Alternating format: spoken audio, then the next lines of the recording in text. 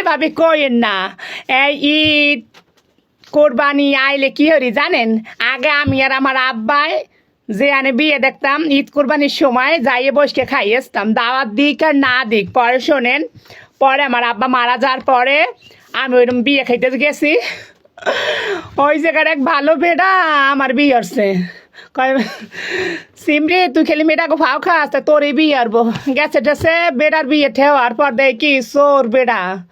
পরে আপনার ভাই গেছে চুরিয়াতে সাল মিয়ে লই যাবন বিয়ে খাইতে। আরে কি ব্যাপার ঠেবার দেবে, দাওয়াত করুক আর না করুক যাই খাবো। আমি শুনছি আমার দাদিও বলে এরকম হরতো, বুঝছেন, দাওয়াত দিক আর না দিক বিয়ে খাইয়েছ তো। এই জন্য ঈদ কোরবানি আইলেম সাজগে গুজগে থাই কি আরবো।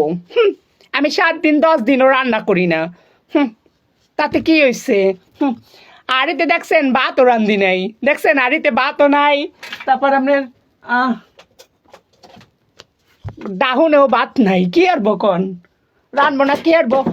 তখন রেডি হইছস, রেডি টেডি তাড়াতাড়ি রেডি হ, যাইয়ে বসকে থাকবি খাইয়ে গেসবি, কেউ কিছু কইলে শুনবি না, শুনছস।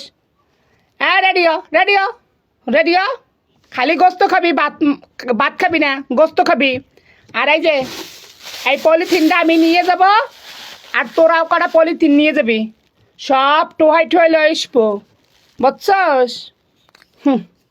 দাঁত সারা যায় কিসের আবার গিফট টিপ দিব, দাঁত দেয় না কি করবো। এরম খাই। ভাবি সামনে গো বাড়ি কবে বি আমার একটু কইেন, আমিও যাবো, বুঝছেন।